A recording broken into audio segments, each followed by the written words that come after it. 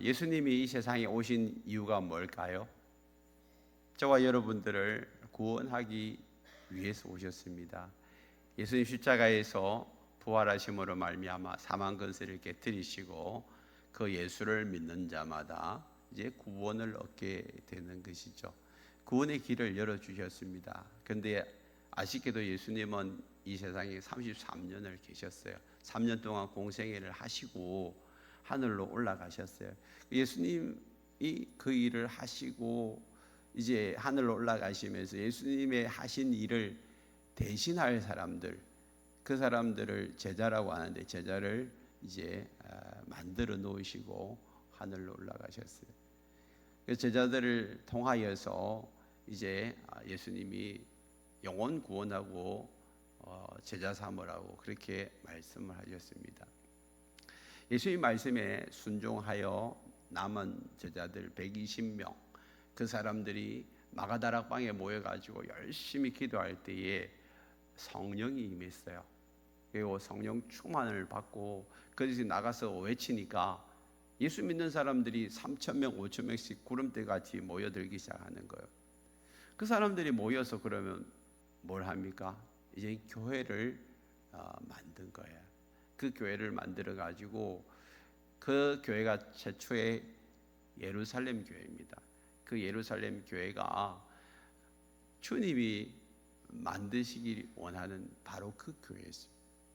그 원형 교회를 하나 만들어 놓으시고 성경에 기록을 해놨어요. 그래서 너희들이 교회를 세우려면 이렇게 세워야 된다. 너희들이 만들려는 교회는 이런 교회여야 한다라는 것을 우리에게 딱 모델로 제시를 해 놓으시고 이제 그 교회를 세워가라고 하신 거예요. 그런데 실제적으로 그들이 모여서 함께 예배드릴 당시에는 이런 성경책이 없었어요. 그러다 보니까 어떤 교회를 세워가야 될지 이제 구체적으로 기록해 놓은 그 문서가 없으니까 제대로 교회를 세워가지를 못하고 사실은 우후죽순처럼 그렇게 교회들이 많이 세워졌는데 특별히 교회가 세워져 가면서 313년에 로마가 이제 기독교를 국교로 만들잖아요. 그때 사실은 교회가 더 성장하고 부흥하는 것이 아니라 그때부터 침체기에 들어가고 교회가 쇠퇴하고 타락하는 아주 중요한 그런 분기점이 되어진 거예요. 여러분, 교회가 국가에 기속돼 가지고 국가가 좌지우지하면 교회는 부흥하지 않습니다. 지금 사실은 독일이 그러거든요. 독일이 한때 막 교회가 일어났는데 정부에서 그 교회를 이제 접수해 가지고 목사님들 자리를 다 정부에서 다 줘요. 그러다 보니까 목사님들이 굳이 열심히 사역을 할 필요가 없어요. 그냥 공무원처럼 하면 되는 거예요. 그러다 보니까 독일 교회가 아주 침체일로 그 다음에 변질이 되어지는 것처럼 313년 콘스탄틴 그런 대제가 기독교를 국교로 삼고 나서 불같이 일어나던 정말 기독교가 한 나라를 확 바꿔버렸잖아요. 그런 기독교가 이제 점점 그냥 형식화 되어져 가고 생명력을 이루어져 가는 거죠. 그것이 16세기까지 이어집니다. 그래서 암흑기라고, 기독교의 암흑기라고 하죠. 한 13세기 정도. 그동안에는요, 복음이 편만하지도 못하고 교회는 점점점 형식화, 세속화, 타락화되어졌어요. 참다 못해가지고 마틴 루터가 그 당시에 신부였어요. 그리고 그가 종교 개혁을 일으키려고 뭐 그냥 새로운 어떤 변혁을 일으키려고 한 것이 아니라 정말 신앙 양심상 또 학자로서 교수로서 또 신부로서 이거 말씀을 늘 연구하잖아요. 라틴어를 읽고 헬라어를 읽고 성경을 보고 지금 현재의 교회의 모습을 보니까 이건 아니라는 거예요. 그래서 자기가 딱 요약해가지고 95개 조항을 만들어요. 그리고 자기가 이제 가르치고 있는 피텐베르크 대학에다가 그 정문에다가 이렇게 그걸 딱 붙여요. 이거 좀 바꿨으면 좋겠다고. 그런데 그것이 교회에 접수가 되어지고 그 다음에 오히려 이단화로 낙인을 찍게 되죠. 저놈 저거 죽여버려야 된다고. 교회가 변혁이 일어나는 것이 아니라 오히려 루터가 코너에 몰리게 되죠. 더 어려움을 당하게 됩니다. 그러나 그 루터의 그런 깃발 아래에 함께 지금까지 숨을 죽이고 어떻게든지 이 교회가 새롭게 변화되어져야 된다라고 생각한 무리들이 이제 점점 밖으로 드러나기 시작한 거죠. 그러면서 그 사람들이 진짜 한번 제대로 된 교회를 세워보자. 신약에 나오는 성경적인 그런 교회, 그 교회를 한번 세워보자. 그것이 이제 이렇게 점점 무브먼트로 일어나게 되죠. 그리고 이 전주교의 박해를 피해 가지고 이제 도망을 나와서 여러 군데 이제 무리를 지어 가지고 이렇게 몰래 그냥 하나님 앞에 예배드리는 그런 사람들이 생겨나기 시작합니다. 신앙의 자유를 쫓아서 이제 켈빈도 사실은 스위스 사람이 아닌데 스위스로 이제 피신을 오게 되죠. 그리고 켈빈을 통하여서 성경적인 교회가 어떤 교회인가라는 것을 집대성하고 그 다음에 요약해가지고 묶어놓은 그런 책이 발간이 되어집니다. 그게 기독교 강요예요. 그게 켈빈주의예요. 사실은 새로운 기독교가 탄생되는 데 있어서 가장 큰 역할을 한 것이 켈빈주의, 지금의 장로교회의 그런 원조죠. 그 켈빈주의의 기독교 강요 책을 통하여서 이 사람들이 이렇게 종교 개혁을 해야 되는구나라는 것을 알고 그것을 배워가 존 녹스가 스코틀랜드에 가가지고 장로교를 만들기 시작합니다. 프랑스에서 위건어들이 생겨나기 시작하고 영국에서는 청교도들이 생겨나기 시작하고 이 놀라운 이제 무브먼트가 막 일어나기 시작하죠. 그것이 종교개혁의 시발점이 되는 거죠. 그러면서 새로운 이제 정말 성경적인 신약 교회를 만들어 보자라는 그 취지에서 종교 개혁이 일어나서 벌써 이제 500년, 600년이 이제 되어져 가고 있잖아요. 근데 500, 600년이 흘러오면서 또다시 교회가 원래의 종교 개혁이 퇴색되어지고 전통과 간섭이 이렇게 계속해서 교회들마다 생겨나기 시작하고 지금까지 교회가 성경에서 원하는 그런 교회가 아니라 어느 교회가 부흥을 하면 또 그 교회를 따라가고 어느 교회가 잘한다 하면 그 교회를 따라가는 그냥 하나님이 원하시는 교회보다는 사람들이 더 원하는 그런 교회를 추구하다 보니 점점 또 교회들이 변질되어지고 이단도 생기고 여러 가지 잘못된 그런 교리들을 이야기하기 시작하는 것입니다. 그래서 우리가 지금 다시 이제 성경을 사도행전을 보면서 정말 우리 샘물교회가 세울 교회는 어떤 교회일까? 세워져 가야 되는 교회가 어떤 교회일까? 그건 다른 게 아니라 원래 성경에 나오는 신약교회 그 원형이 바로 여기 사도행전 2장에 나오니까 이 교회를 닮아가야 되겠구나. 이 교회를 세워나가는 것이 하나님을 기쁘시게 하는 것이고 주님이 원하시는 그 교회를 세워가는 것이구나 라는 것을 우리가 다시 오늘 말씀을 통하여서 깨닫고 정말 우리가 하나님의 말씀 앞에서 제대로 세워가지 못하는 것은 버릴 것은 버리고 취할 것은 취해서 주님이 원하시는 원형 교회, 바로 그 교회를 우리 새물교회가 세워가기를 원합니다. 그래서 이런 교회를 주님이 세워가면 주님이 어떻게 하신다고 약속하십니까? 47절을 보세요. 하나님을 찬미하며 또 온 백성에게 칭송을 받으니 주께서 구원받는 사람을 날마다 더하게 하시니라. 주님이 원하시는 교회를 세워가면 주님이 구원받는 사람을 날마다 그 교회에 더하여 주실 줄 믿습니다.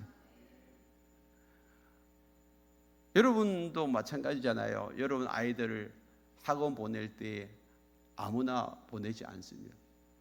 어느 선생님한테 가야 우리 아이가 잘 공부를 할 수 있을까? 여러분 살피고 난 다음에 그 아이를 그 학원에 보내잖아요. 하나님도 마찬가지입니다. 수많은 교회들이 있지만 하나님 마음에 드는 교회 두루 살피는 거예요. 그래서 이 교회에 이 목사한테, 이 교인들한테 이 사람을 보내주면 제대로 구원하고 세워가는 일에 제대로 그 일을 감당하겠다라고 생각되어주면 하나님이 그런 교회에 사람들을 보내주시는 줄 믿습니다. 그러므로 우리가 해야 할 일은 뭐예요? 하나님이 원하시는 바로 그 교회, 그 교회를 세워가는 일에 우리가 온 힘을 다해야 합니다. 온 힘을 다해. 그러면 어떤 교회가 주님이 원하시는 바로 그 교회일까요? 오늘 본문을 통하여서 한번 살펴보기를 원합니다. 신약교회가 세워져 가는 데 있어서 첫 번째로 신약교회가 어떻게 세워져 가죠? 예수님이 성천하시고 난 다음에 예수님이 예루살렘을 떠나지 말고 여기서 내가 성령을 보내줄 테니까 기다리라고 하죠. 그래서 성령이 오실 때까지 그들은 간절하게 기도했습니다. 여러분, 교회는 뭘로부터 시작되었냐면 기도로부터 시작돼요.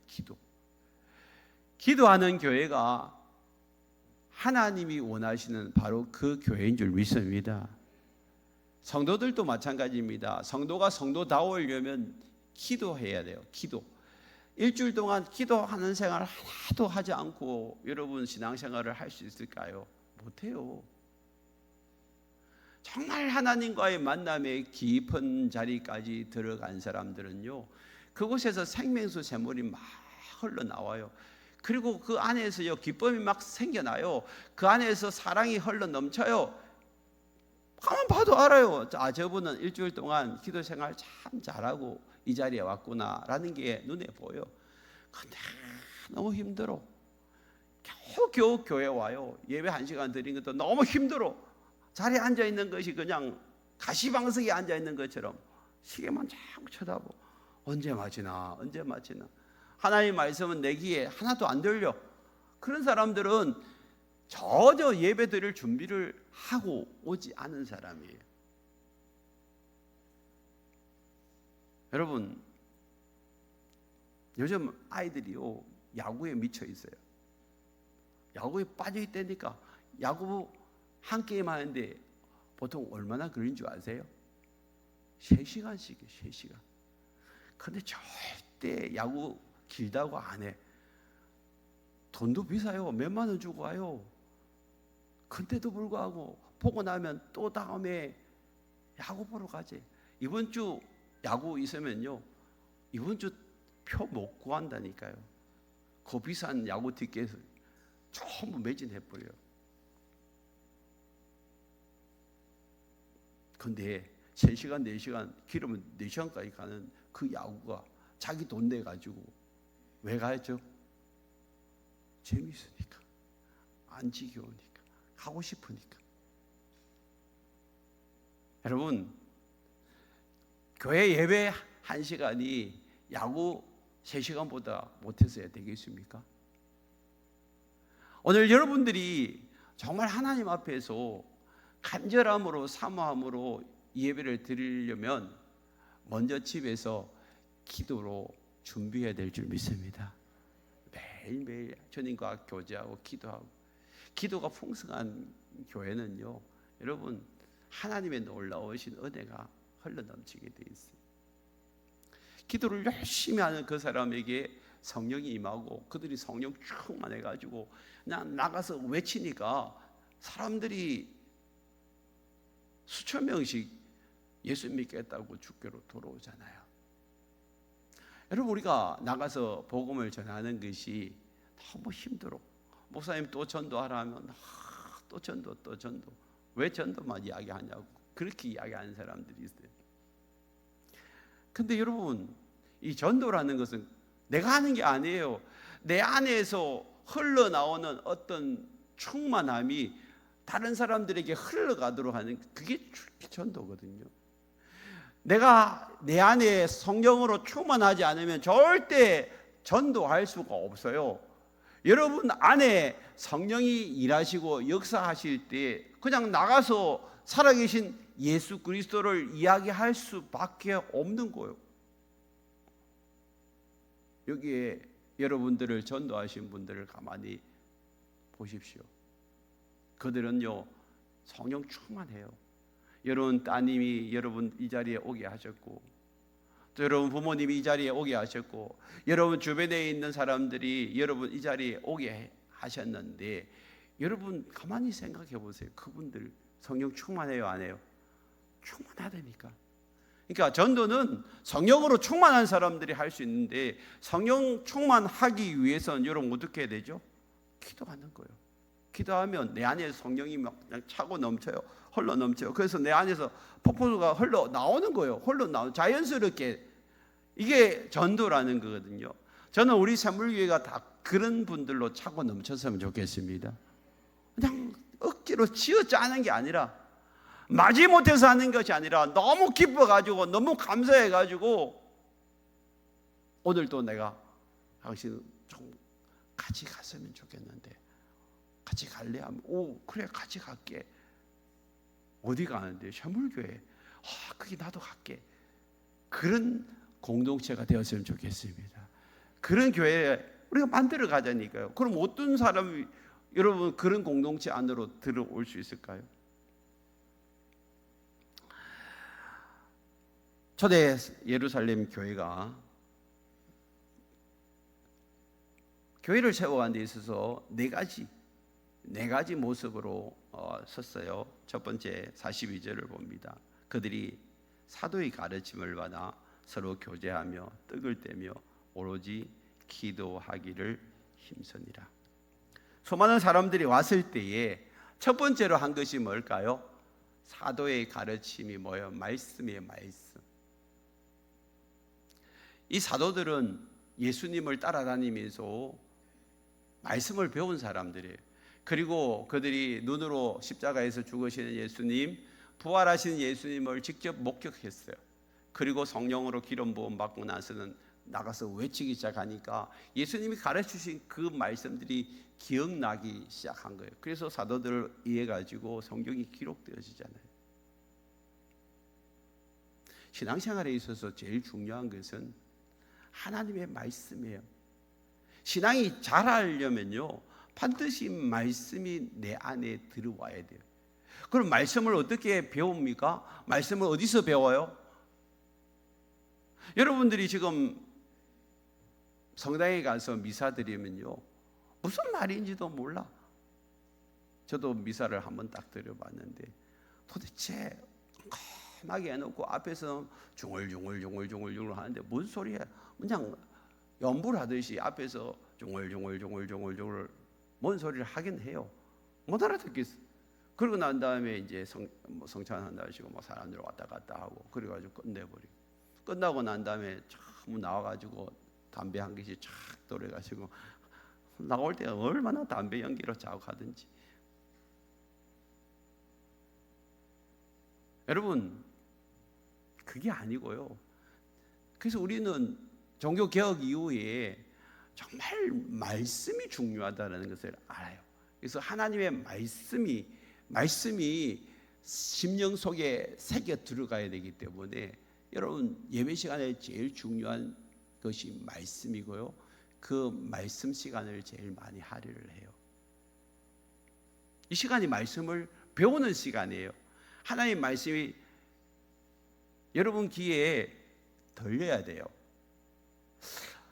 목사님 뭘 하고 말씀하시는데 그 말씀이 뭔 말인지 모르겠다. 1차적인 책임이 저에게 있어요. 여러분들이 말씀이 들리도록 해야 되는데 분명히 한국 말씀을 하는데 무슨 말씀인지 모르겠다 하면 제가 지금 전달력이 없는 거죠. 여러분 하나님의 말씀이 제 귀에 지금 들리고 있습니까?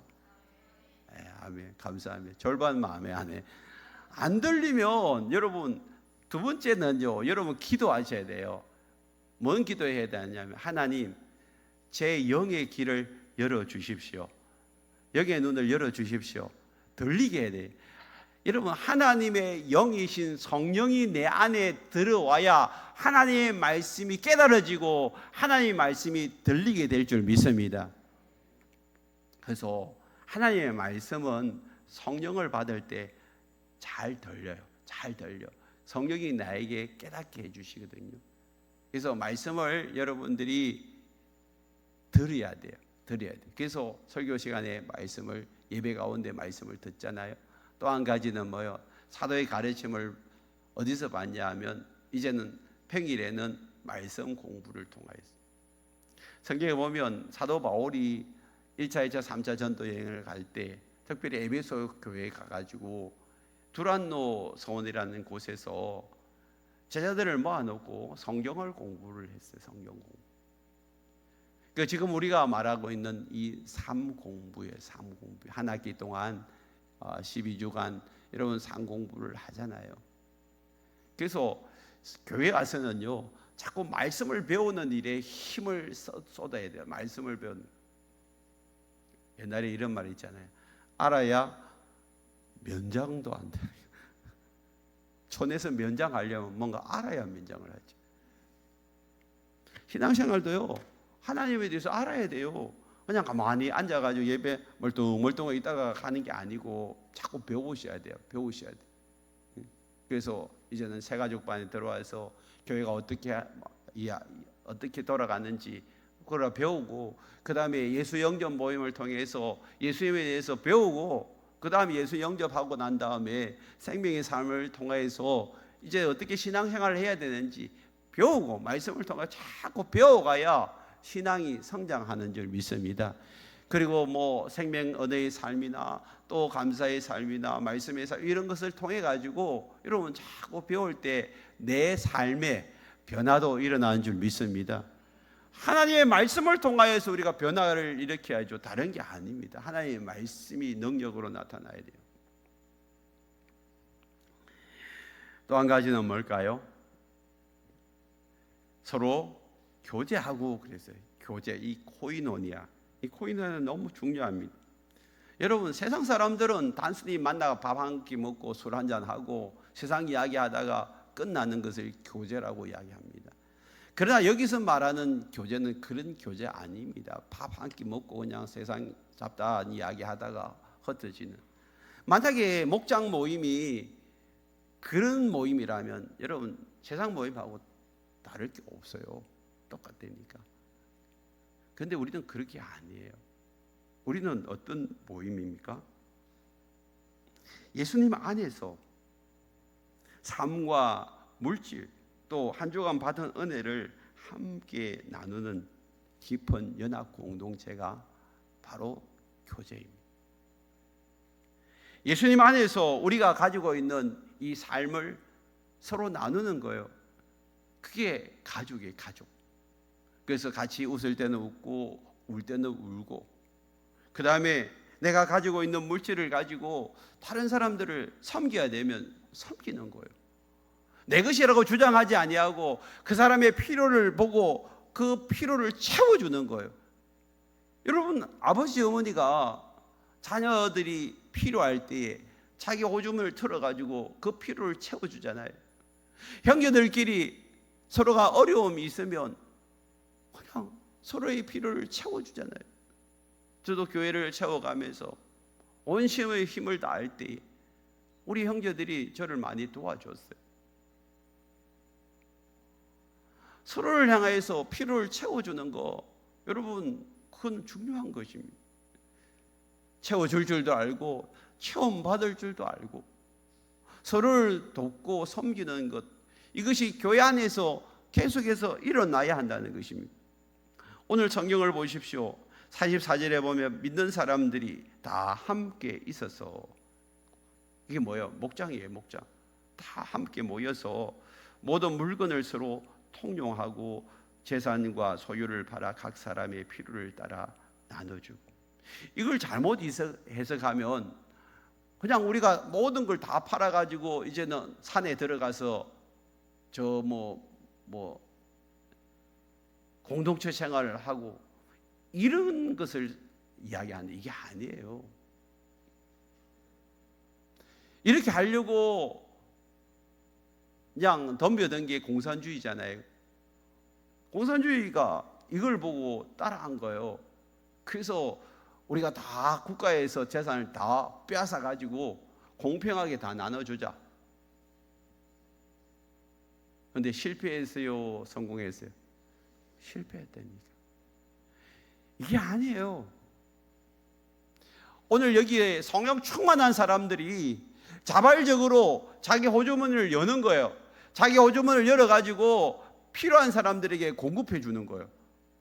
아, 저분이 지금 돈이 필요하네. 그럼 돈을 좀 흘려보내고, 저분이 지금 너무 힘들어하네. 그러면 같이 시간을 보내주고, 저분이 지금 뭔가 지금 일손이 필요하네. 그럼 같이 일해주고, 그리고 마치 이제 아이를 돌봐야 되는데 지금 급한 일이 생겼어. 그러면 그 돌봄을 받는 아이가 누구에게 맡겨야 돼. 맡길 데가 없어요. 그럴 때 그 교회 식구들한테 그 아이를 맡기는 거예요. 여러분, 사실 이런 돌봄이 얼마나 중요한지 몰라요. 목장도 마찬가지예요. 지금 이 시대에 여러분, 아파트 앞에 자기 앞 맞은편에 있는 아파트에 누가 살고 자식이 몇 명이고 그것도 모르는 시대에, 여러분 급한 일이 있을 때 아이를 맡길 데가 없어요. 오전 오후에는 아이 어린이집에 맡기지만 저녁에 누구한테 맡길 아이도 맡겨놓고 급하게 가야 될 때가 있을 때, 그때에 여러분 목장 식구들이 생각나가지고 전화하고 한 2-3시간만 좀 봐줄 수 있냐? 당연하게 봐주시죠. 당연하게 봐주죠. 맨날 며칠이라도 여러분 아이가 여러분 돌봄이 필요하면 봐주잖아요.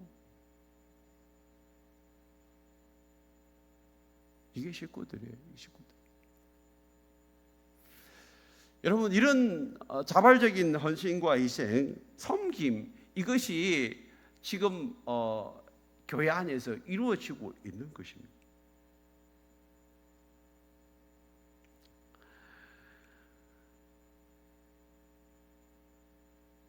44절 45절의 이 말씀은 자발적인 헌신을 통하여서 이제는 우리가 한 지체라는 그런 마음으로 사람들을 섬기고 도와주고 헌신하고 있다는 그 이야기입니다.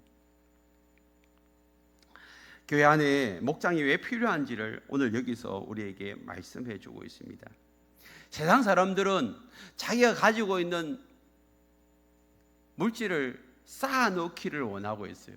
거기서 안정감을 느껴요. 그래서 노후에 연금이 있고 또 아파트가 집이 있고 그 다음에 어느 정도 물질이 준비되어 있어야 안심을 하는 그런 시대에 우리가 살고 있습니다.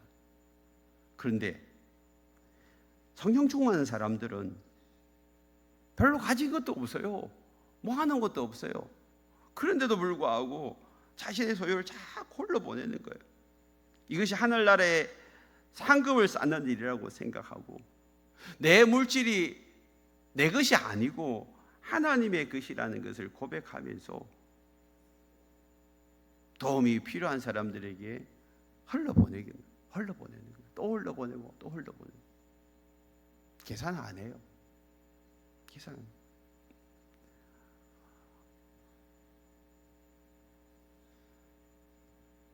실제 우리의 삶 속에서 여러분 이 교제의 끈을 만들어가는 것이 얼마나 중요한지. 예수를 믿고 나면 주일날 와서 예배만 1시간 드리는 것으로 신앙생활 한다라고 생각해요. 그러나 원래는 초대 예루살렘 교회는 그렇게 하지 않았어요. 성경에 보면 집에서 모이는 교회, 집에서 모이는 교회, 그 이야기가 계속 나오잖아요. 집에서 모이는 교회가 지금 우리 교회로 말하면 목장입니다. 목장 안에서 서로의 필요를 채워주고 서로에게 도움이 필요하면 물질적으로, 삶으로, 시간으로 그냥 흘러보내고 도움을 받기도 하고 도움을 주기도 하는 그런 아름다운 공동체를 초대 예루살렘 교회에서 만들어 가십니다.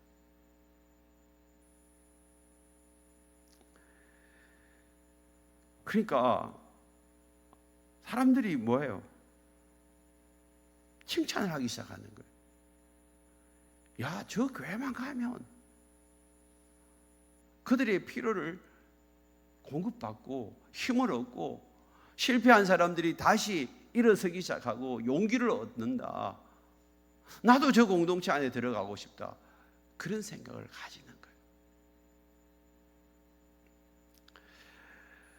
오늘 성경을 보시면 자신이 가진 것을 팔아가지고 사람의 필요를 따라 나눠주고, 근데 이 46절에 보면 이런 말씀이 있어요.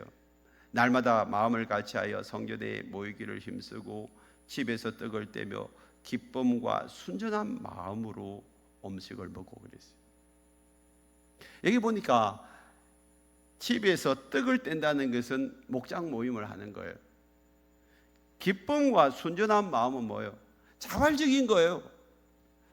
섬김과 헌신이 누군가의 강요에 의해서 되어지는 것이 아니고, 직분에 의해서 마지못해서 하는 것이 아니고, 성령 충만하니까 내 안에서 기쁨이 막 터져 나오니까 저 사람을 도와주고 싶은 거예요. 헌신하고 싶은 거예요. 섬기고 싶은 거예요. 사랑으로 나누어 주고 싶은 거예요. 이게 주님이 원하시는 바로 그 교회란 말이에요.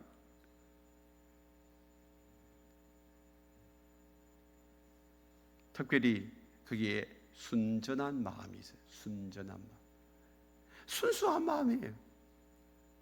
계산하지 않는 마음이에요. 세상 사람들은요, 아무 때나 가지 않습니다. 자기에게 이득이 되고 유익이 될 때 가는 거예요. 근데 자기의 유익이 안 돼도, 이익이 안 돼도 자기를 희생해야 되고 헌신해야 되고 섬겨야 되지만 자기에게 필요한 곳이라면 가는 거예요. 순수한 마음. 순수한. 목장은 사랑으로 섬기고 사랑으로 기도하는 공동체입니다. 그 사랑은 아가페 사랑이에요. 조건 없는 사랑입니다. 나보다 다른 사람을 잘 되기를 바라는 이 순수한 마음, 순전한 마음으로 서로 모이는 것입니다. 이것이 정말 중요합니다. 우리 샘물교회도 이런 순수한 마음으로 우리 목장 모임이 계속되어지기를 축복합니다.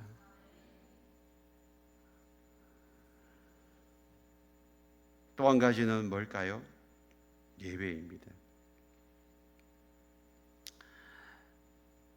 서로 교제하며 떡을 떼며 그랬어요. 42절에 떡을 뗀다는 것은 두 가지 의미예요. 성찬이 첫 번째 의미예요. 함께 모여서 연합으로 성찬을 하나님 앞에 올려드리는 거죠. 성찬, 이게 예배예요. 또 한 가지는 뭐예요? 진짜 우리가 목장 모임에서 함께 떡을 떼면서 밥을 먹는 애찬식이죠. 그래서 46절 하반절에 오면 집에서 떡을 떼며 기쁨과 순전한 마음으로 음식을 먹고 그러죠. 음식을 먹고 같이 식구들이 모여가지고 함께 식탁에 교제를 나누는 것을 이야기하는 것입니다. 이 두 가지가 초대 예루살렘 교회에서는 유기적으로 잘 진행이 되어졌습니다. 집에서 함께 목장으로 모여가지고 서로 간에 깊은 교제를 나누고, 그 다음에 안식일, 주일이 되면 함께 모여서 연합 예배를 하나님 앞에 드리는 거죠. 주일날 하나님 앞에 받은 그 말씀을 가지고 일주일 동안 살아내고, 이제 목장에 가가지고는 그 목장에서 제일 먼저 해야 될 것은 일주일 동안 살아낸 말씀을 가지고 어떻게 적용하고 하나님이 어떤 은혜를 주셨는지, 이게 삶 나눔의 첫 번째 포인트여야 돼요. 일상 나눔으로 끝나면 여러분 특별한 일이 없으면 매일 똑같은 일상을 일주일 동안 살아내잖아요. 주일 와서 예배 드리고 일주일 동안 살면서 직장생활 열심히 하다가 또 목장 모임에 가면 이제 너무 똑같은 이야기를 하다 보면 진부해지고, 그래 똑같은 이야기 할 바에야 내가 목장에 왜 가, 이런 식으로 이제 이야기가 하는. 그러면 여러분 목장을 통하여서 여러분 진짜 하나님을 경험하고 믿음이 성장해 가지를 않습니다. 제일 중요한 것은 여러분들이 주일 들은 말씀을 붙들고 이번 주간에 내가 이 말씀을 어떻게 적용할 것인가, 그리고 그 적용한 말씀들을 통하여서 하나님 주신 은혜가 뭔가, 그걸 한 가지라도 서로 나누셔야 돼요. 그러고 난 다음에 여러분 일상 나눔으로 들어가면 훨씬 더 모임이 풍성해지는 것을 보게 됩니다. 오늘 여러분 삶에서 여러분 제일 중요하게 생각해야 될 것이 예배예요. 오늘 주일 예배가 여러분 삶의 기준점이에요. 오늘 주일 11시 예배가 우리의 일상의 일주일의 기준점입니다.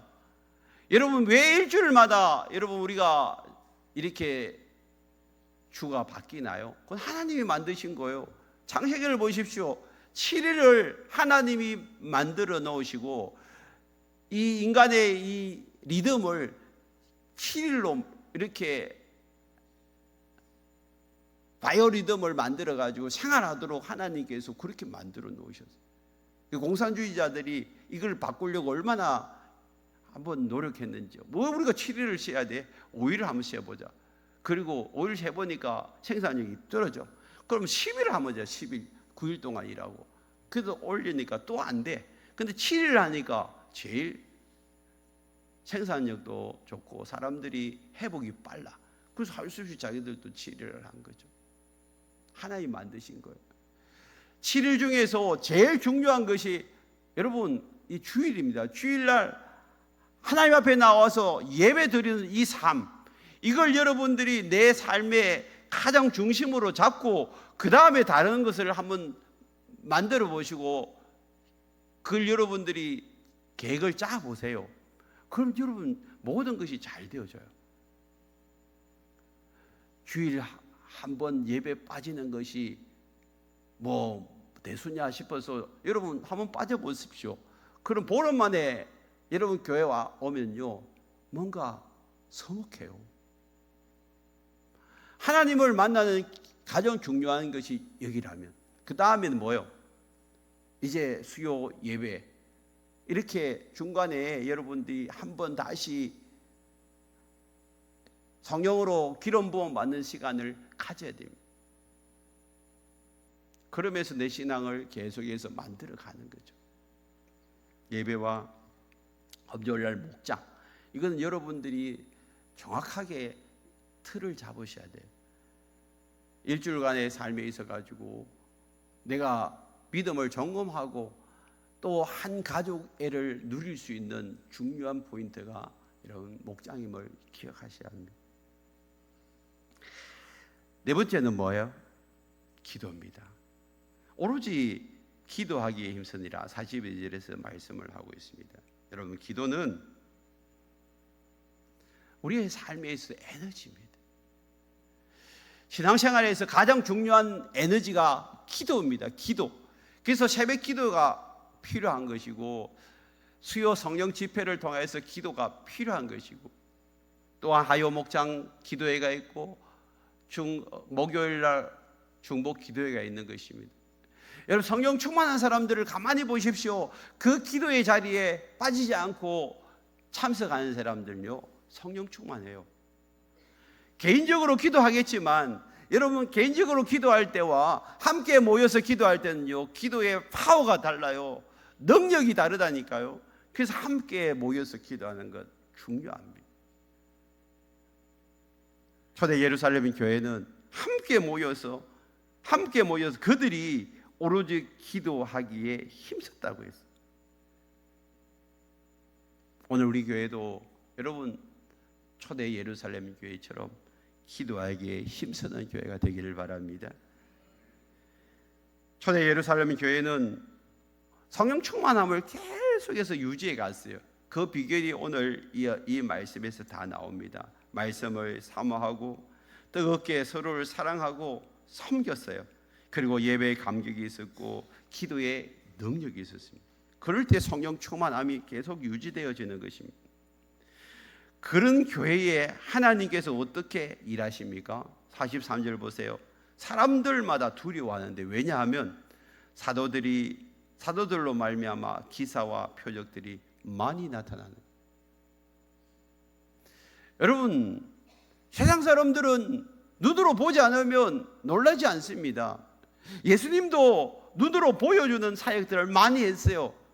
병자들 치유받고 귀신이 떠나가고 하는 그런 일들이 예수님에게서 비일비재했어요. 그런데 예수님이 떠나가고 난 다음에 초대 예루살렘 교회에서도 귀신이 떠나가고 병든 자들이 일어나는 기사와 표적들이 막 나타나기 시작하는 겁니다.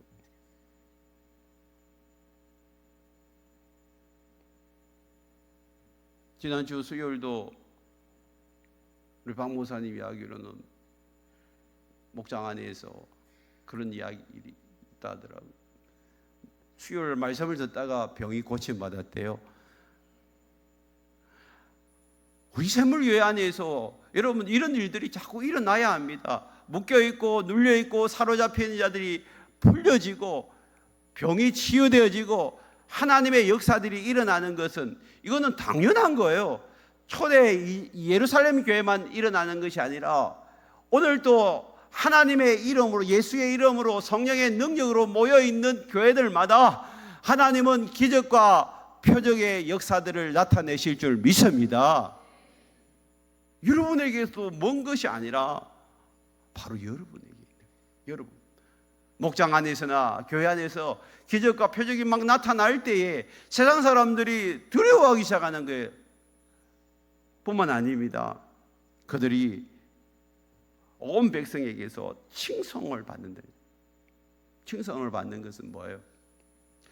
여러분 교회만 가면 사람이 변화가 일어나고 교회만 가면 교회 식구들이 그들의 필요를 다 채워준다. 이게 교회만 가면 모든 문제가 해결되어지니까 그냥 저 교회는 참 좋은 교회구나 그렇게 칭찬한다니까요.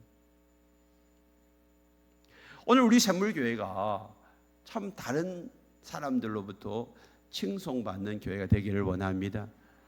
여러분 우리가 우리의 필요를 가지고 다른 사람들을 채워주는 것 이것이 여러분 믿지 않은 사람들 물론 우리가 그들에게도 구제해야 되겠지만 성경은 우리에게 분명히 말합니다. 먼저 너희 가족들 너희 교회 식구들에게 그 일을 하라고 합니다. 우리 샘물교회가 여러분 밖에 나가서 가난한 사람들도 도와야 되겠지만 먼저 우리 교회 안에 여러분 눈에 필요가 보이는 사람들 그 사람들을 먼저 돕는 일이 필요합니다. 특별히 우리 칠레 목장이 그런 일을 잘하고 있어요. 연세 드신 어르신들이지만 그들의 호주머니를 틀어가지고 지난번에 우리가 스피커가 필요하고 음향이 고장 났을 때 먼저 앞장서 가지고 물질로 우리 교회의 필요를 채워주시더라고요. 그리고 행사가 있을 때마다 우리 어르신들이 호주머니를 열어가지고 필요를 채워주시는 그런 일에 앞장서는 게 얼마나 귀한지요.